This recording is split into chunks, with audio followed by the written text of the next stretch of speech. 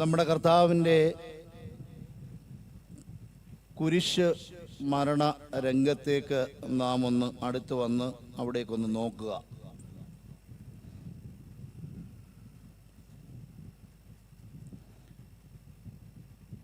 അനേക ആളുകൾ, വഴിപോക്കർ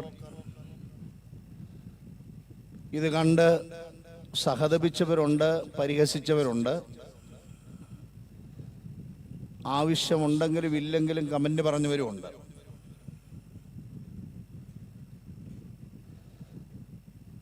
യേശുവിനോടുകൂടെ ഗലീലയിൽ നിന്ന് വന്ന ഒരു പറ്റം സ്ത്രീകളുണ്ട്.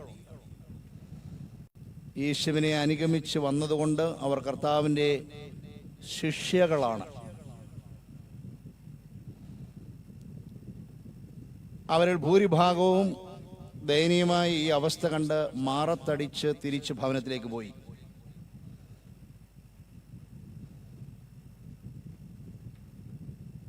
ഏതാനും സ്ത്രീകൾ, കർത്താവിൻ്റെ അമ്മ ഉൾപ്പെടെയുള്ളവർ ആ കുരിശിൻ്റെ അടുക്കലുണ്ട്. കർത്താവ് ഏറ്റവും അധികം സ്നേഹിച്ച ശിഷ്യൻ യോഹന്നാനും അവിടെയുണ്ട്. കർത്താവിൻ്റെ കുരിശ് മരണത്തിലൂടെ കുരിശിൻ്റെ ചുവട്ടിൽ വച്ച് ലോകത്തിൻ്റെ ചരിത്രത്തിൽ ഒരു പുതിയ സമൂഹം ഉടലെടുക്കുകയാണ്. അതിൻ്റെ അടിസ്ഥാനം കുരിശ് മരണമാണ്. അതിനെ നയിക്കുന്ന മാർഗദീപം, മാർഗരേഖ യേശുവിൻ്റെ വചനമാണ്. ആ സമൂഹത്തെ നയിക്കുന്ന പ്രവർത്തന രീതി സ്നേഹവുമാണ്. യോഹന്നാൻ്റെ അമ്മയല്ല മറിയ, മറിയയുടെ മകനുമല്ല യോഹന്നാൻ. ഇതാ നിന്റെ മകനെന്നും ഇതാ നിന്റെ അമ്മയെന്നും പറയുന്ന ഒരു പുതിയ ബന്ധം. മറ്റുള്ളവരൊക്കെ പ്രസംഗിക്കുന്നത് പോലെ ഒരു മകൻ ഇങ്ങനെ ദാരുണമായി മരിച്ചു, അവൻ്റെ കാര്യം പറയുന്നത് കേൾക്കാൻ പോലും ഞാൻ മെനക്കെടുന്നില്ല, മറ്റു മക്കളുടെ വീടുകളിൽ ഓരോ മാസമോ അവരുടെ മുഖം കറക്കുന്നതുവരെ ജീവിച്ച് മുന്നോട്ട് പോകാമെന്ന് പറഞ്ഞ് പ്രസംഗിക്കുന്നവരൊക്കെ ഉണ്ട് ഇവിടെ. അങ്ങനെയല്ലെന്നുള്ളതിൻ്റെ ഏറ്റവും വലിയ തെളിവാണ് വിശുദ്ധ യോഹന്നാൻ്റെ സുവിശേഷം. അത് ഈ സന്ദർഭത്തിൽ ഒരു വിഷയമല്ലായകയാലും സവിസ്തരം മറ്റ് സന്ദർഭങ്ങൾ ഞാൻ പ്രതിപാദിച്ചിട്ടുള്ളത് കൊണ്ടും അതിൻ്റെ സന്ദർഭങ്ങളിൽ വിശദമായി പ്രതിപാദിക്കും എന്നുള്ള വിശ്വാസം ദൈവത്തിൽ ഉള്ളതുകൊണ്ടും നമ്മൾ പരാമർശിച്ച വിഷയത്തിലേക്ക് വരാം. ആദിമ സഭ, അതിൻ്റെ അടിസ്ഥാനം കർത്താവിൻ്റെ കുരിശ് മരണമാണ്. അതായത് കുരിശുമൂടുകൾ സ്ഥാപിക്കുന്നതിന് മുമ്പും കുരിശിന് ആടയാഭരണങ്ങൾ നെയ്ത് അതൊരു പൂജാവസ്തുവായി മാറ്റുന്നതിന് മുമ്പും രക്തം വാർന്ന് വീണ് ഗദ്ഗതമായി ഇതാ നിന്റെ മകൻ, ഇതാ നിന്റെ അമ്മ എന്ന് പറയുന്ന I witnesses of the crucifixion and the listeners of the word of God from the mouth of Jesus Christ. ഇതാണ് അന്നത്തെ സഭയുടെ അടിസ്ഥാനം. അതുകൊണ്ടാണ് യേശു തമ്പുരാൻ തൻ്റെ ശിഷ്യന്മാരെ മാത്രമല്ല, പള്ളി വരാൻ താല്പര്യമുള്ള സർവ്വജാതി മതസ്ഥരായ ആളുകൾ ജനക്കൂട്ടത്തോടും പറയുകയാണ്, എന്നെ അനുഗമിക്കുവാൻ മനസ്സുള്ളവർ ആരെങ്കിലും ഉണ്ടെങ്കിൽ, പള്ളി വന്നുകൊണ്ടല്ല, ആരെങ്കിലും ഉണ്ടെങ്കിൽ അവരവരെ തന്നെ ത്യജിച്ച് തൻ്റെ കുരിശുമെടുത്ത് എൻ്റെ പിന്നാലെ വരണം. ക്രിസ്തീയ സഭയുടെ ആദിമഘട്ടത്തിലൊക്കെ കർത്താവിൻ്റെ കുരിശുമെടുത്ത് ഇങ്ങനെ പോയി എന്നതൊഴിച്ചാൽ ഈ കുരിശുമായി ബന്ധപ്പെട്ട ഇതുപോലെയുള്ള വസ്ത്രങ്ങൾ നൽകുന്ന സുരക്ഷിതത്വത്തിൽ സുഖലോലുതയിൽ സുഖിച്ച് ജീവിക്കുന്നവർക്ക് കർത്താവിൻ്റെ ക്രൂശമരണമായോ കുരിശുമായോ യാതൊരു ബന്ധവുമില്ല. അതാണ് ഇന്ന് ക്രിസ്തീയ സഭ നേരിടുന്ന ഏറ്റവും വലിയ വെല്ലുവിളി.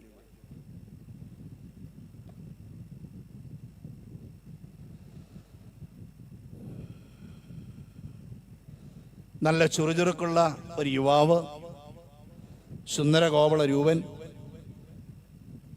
പ്രത്യേകിച്ച് ടെസ്റ്റും ഇൻ്റർവ്യൂ ഒന്നും പാസ്സായില്ല, പിതാവ് മരിച്ചു എന്നുള്ളത് കൊണ്ട് ആ വഴിക്കൂടെ ലഭിച്ച ജോലി ഏറ്റവും ശക്തവും സുദൃഢവുമായ ഭരണ സംവിധാനമുള്ള റോമാ സാമ്രാജ്യത്തിലെ ഒരു പടയാളി, ദൈവപുത്രൻ പോലും മനുഷ്യപുത്രനായി അവതരിച്ചത് റോമാക്കാര് ആ പലസ്തീൻ നാടുകൾ, വിശുദ്ധ നാടുകൾ ഭരിക്കുന്ന കാലഘട്ടത്തിൽ, അതിനു മുമ്പോ അതിനു ശേഷമോ അല്ല കാലസമ്പൂർണ്ണത ദൈവത്തിന് പോലും അവരുടെ ഭരണ കാലഘട്ടത്തിൽ. അത്രമാത്രം സുരക്ഷിതമായിരിക്കുന്ന ഒരു കാലഘട്ടത്തിലെ നല്ലൊരു റോമാ പടയാളി. അതെല്ലാം ഉപേക്ഷിച്ച് വേറെ എന്തിനെയോ പുൽകുകയും അതിനെ സ്നേഹിക്കുകയും നെഞ്ചിലേറ്റി ലാളിക്കുകയും ചെയ്യണമെങ്കിൽ അതെന്തായിരിക്കും? കർത്താവിൻ്റെ കുരിശും കർത്താവിൻ്റെ വചനവും. ക്രിസ്തീയ സഭകൾക്ക് ഏതെങ്കിലും ഒന്നിൽ ഈ രണ്ട് കാര്യത്തിന് പ്രസക്തി ഇന്നുണ്ടോ? ഇല്ല.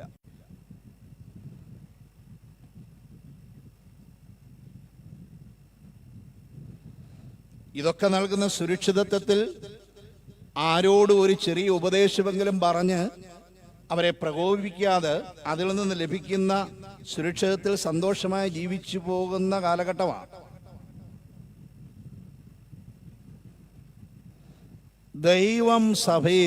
ദൈവം തൻ്റെ സഭയിൽ ആദ്യമേ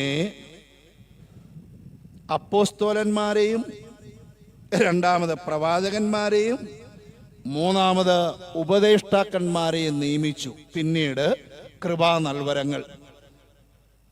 കൊരിന്ത്യർക്ക് എഴുതിയ 1-ാം ലേഖനം 12-ാം അധ്യായം 28-ാം വാക്യം. അപ്പോസ്തോലൻ എവിടെ? ദൈവം നിയമിച്ച അപ്പോസ്തോലൻ സഭയിൽ എവിടെ? ദൈവം നിയമിച്ച പ്രവാചകന്റെ ശബ്ദം എവിടെ? ഉപദേഷ്ടാക്കള് ആര്?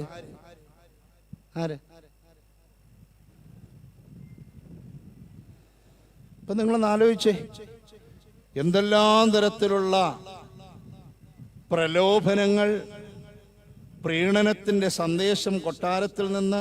കൊട്ടാരവുമായി ഇതിന് ഡയറക്റ്റ് ബന്ധമില്ല. കാരണം രാജാവിനേക്കാൾ ഭക്തി നടിക്കുന്ന നാട്ടുരാജാക്കന്മാരും ജന്മികളുടെ ഒരു കൂട്ടമാണ് ഇദ്ദേഹത്തെ ഇങ്ങനെ പീഡിപ്പിച്ചത്. അല്ലാതെ റോമാ ചക്രവർത്തി അല്ല. അദ്ദേഹത്തിൻ്റെ കാലത്താണെന്നുള്ളതേ ഉള്ളൂ. ഇങ്ങനെ ഭരണാധികാരികളുടെ താഴെയുള്ള വൃന്ദം അവരെ പ്രീണിപ്പിക്കാനും ആ ഇടയ്ക്ക് നിൽക്കുന്ന മധ്യവർത്തികൾക്ക് അവരുടെ സുരക്ഷിതത്വം ഉറപ്പാക്കുവാനും എത്രയോ ആളുകളെ ബലി കഴിക്കും. കർത്താവിൻ്റെ മരണം പോലും അങ്ങനെയല്ലേ? അന്നും ഇന്നും സമൂഹത്തിലുണ്ട്. അതുകൊണ്ട് തന്നെ സമൂഹത്തിൻ്റെ ഭാഗമായ എല്ലായിടത്തും ഇതുണ്ട്.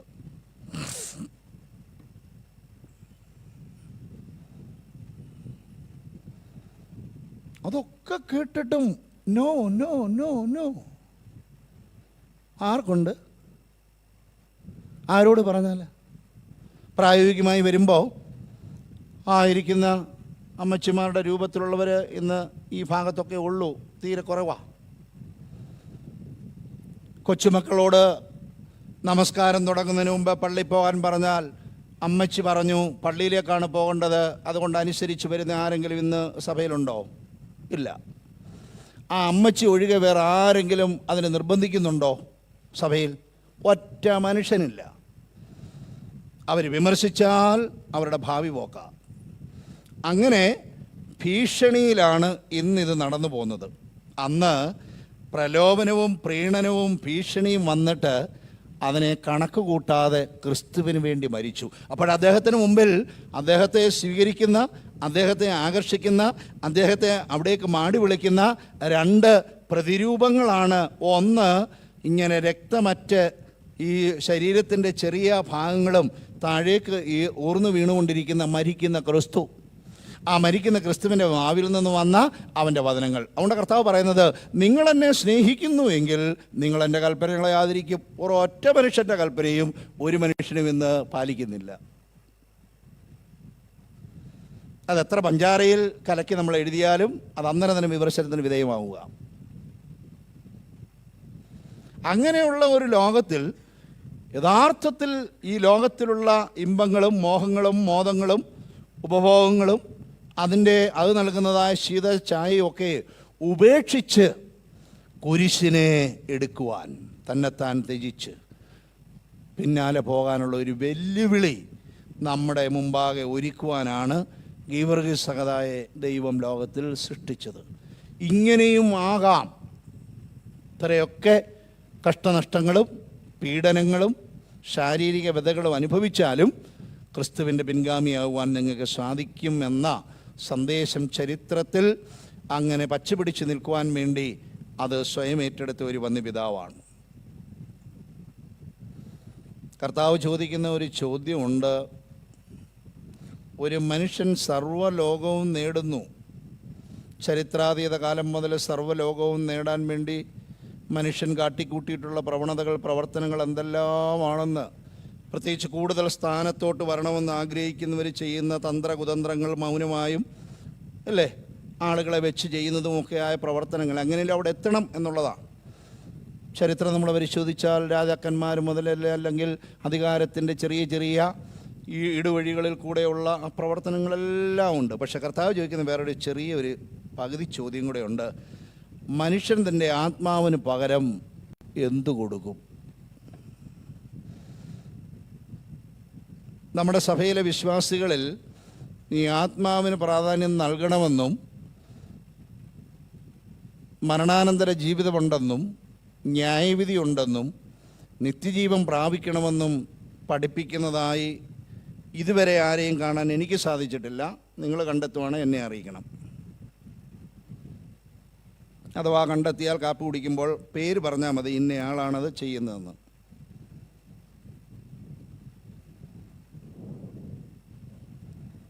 എന്തൊക്കെയാ? മരണം,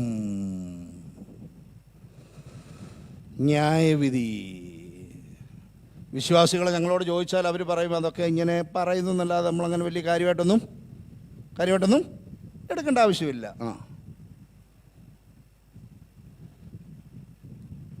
അപ്പം നമുക്ക് മുമ്പേ ഇങ്ങനെ പീഡനം അനുഭവിച്ച് മരിച്ചവരപ്പോൾ ആരാ?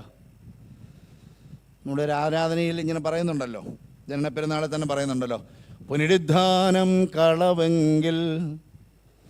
പുനരുദ്ധാനമില്ലെങ്കിലേ അതുകൊണ്ടാണ് പൗലോസ്ലീഹാ വിശ്വാസം വളരെയധികം പ്രസിദ്ധ സങ്കീർണമായ ആ കൊരിന്ത്യ സഭയ്ക്ക് ലേഖനം എഴുതുമ്പോൾ അനേക വിഷയങ്ങളാണ്. കേസും വഴക്കും അസന്മാർഗീയതയും എല്ലാ തരത്തിലുള്ള പ്രശ്നങ്ങളും ഉള്ളിടത്ത് എഴുതുമ്പോൾ യേശുവിൻ്റെ പുനരുദ്ധാനത്തെക്കുറിച്ച് 15-ാം അധ്യായത്തിൽ പറയുമ്പോൾ അതൊരു യാഥാർത്ഥ്യമല്ലെങ്കിൽ ഞങ്ങൾ കളവ് പ്രസംഗിക്കുന്നവർ, നിങ്ങളുടെ വിശ്വാസം വ്യർത്ഥം, ഞങ്ങളുടെ പ്രസംഗവും വ്യർത്ഥമാവും. അപ്പോൾ പുനരുദ്ധാനം ഒരടിസ്ഥാനമാണ് പ്രിയമുള്ളവരെ. ആകയാൽ നാം നിത്യജീവൻ പ്രാപിക്കേണ്ടതിന് നിത്യജീവനെക്കുറിച്ച് എരിവുള്ളവരായി തീരാൻ നമുക്ക് സാധിക്കണം.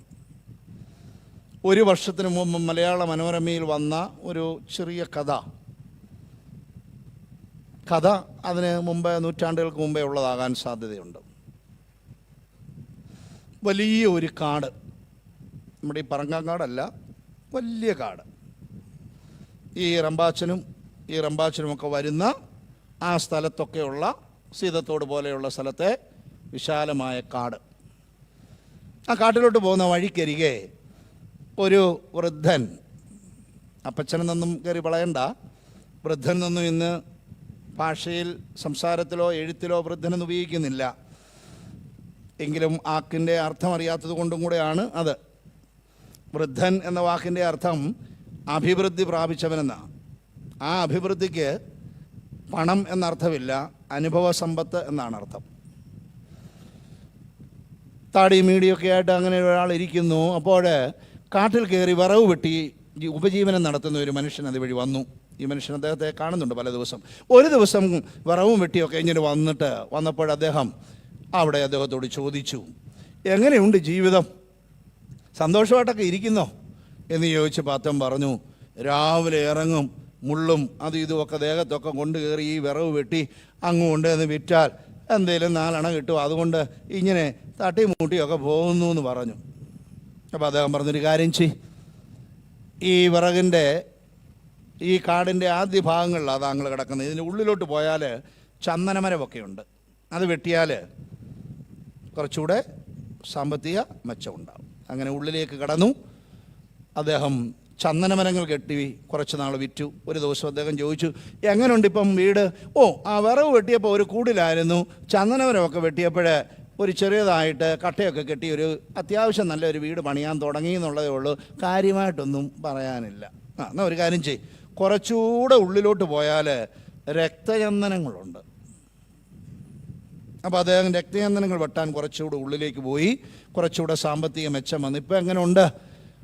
ഞങ്ങൾ കുറച്ചുകൂടെ ഒക്കെ മെച്ചപ്പെട്ട് പെയിൻറ്റും ഒക്കെ അടിച്ച് ഇൻ്റർനെറ്റും ഒക്കെ എടുത്ത്, കാരണം സോഷ്യൽ മീഡിയയിൽ വരുന്നതിന് കമൻ്റ് ഇടുകയൊക്കെ ചെയ്യാമെന്നുള്ള പ്രധാനമാണല്ലോ. അപ്പോൾ അങ്ങനെ അത്യാവശ്യമായിട്ടൊക്കെ ജീവിക്കുന്നു. ഇടയ്ക്കിടയ്ക്ക് ഞാനൊരു കമൻ്റ് ഇടുമ്പോൾ ഇച്ചിരി സന്തോഷം എനിക്കുണ്ട്. അങ്ങനെ ഒരു സന്തോഷമുണ്ട്.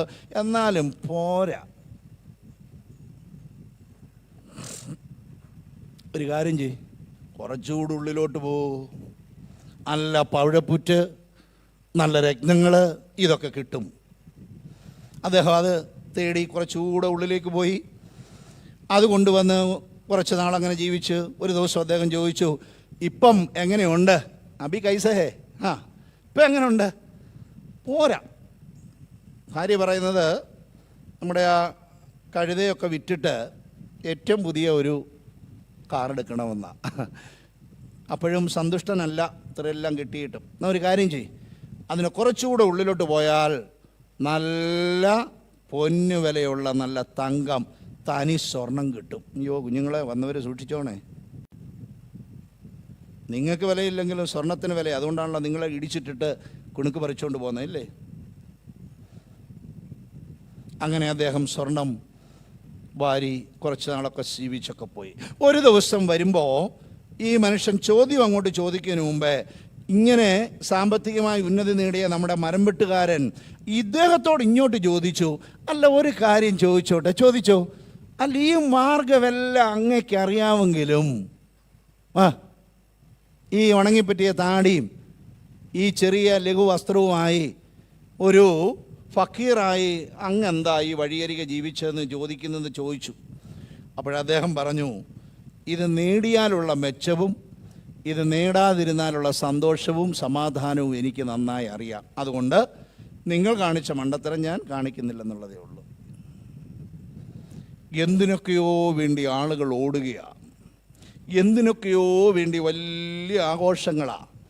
അടിസ്ഥാനപരമായത് വിട്ടുകളഞ്ഞ് ദുരാചാരങ്ങളും അനാചാരങ്ങളും കയറി ക്രിസ്തുവിൻ്റെ വചനത്തെ മാട്ടിക്കൊട്ടിക്കളഞ്ഞ് ക്രിസ്തുവിൻ്റെ ആ കുരിശിൽ നിന്ന് ഇറ്റിറ്റ് വീണ രക്തവും അല്പമെങ്കിലും അടർന്നു വീണ ആ മാംസവും, തലേ ദിവസം തന്നെ അത് എൻ്റെ ശരീരവും രക്തവും പാപരിഹാരാർത്ഥം നിങ്ങൾക്ക് നൽകുന്നുവെന്ന് പറഞ്ഞ ക്രിസ്തുവിൻ്റെ തിരുവചനങ്ങളെ, അമരവാണികളെ നമ്മൾ വേണ്ട രീതിയിൽ പരിഗണിക്കാതും അർഹമായതിന് അർഹമായ സ്ഥാനം നൽകാതും നാം എന്തിനൊക്കെയോ വേണ്ടി പരിശ്രമിച്ചാൽ നിത്യജീവനിൽ നിന്ന് നാം അകന്നു പോകുമെന്നുള്ള പാഠം ഗീവർഗീസ് സഹദ അവാച്യമായി നമ്മളോട് സന്ദേഹിപ്പിക്കുന്നു. അത് ഏറ്റെടുക്കുവാൻ ആ ജീവിത മാതൃകയിലൂടെ ക്രിസ്തുവിൻ്റെ കുരിശിനെ അനുഗമിക്കുന്നവരായി അതിനെ തോളിലേറ്റുന്നവരായി തീരുവാൻ ആ പരിശുദ്ധ മധ്യസ്ഥതയും നമുക്ക് കാവലായിരിക്കട്ടെ. എല്ലാവരെയും ദൈവം അനുഗ്രഹിക്കട്ടെ.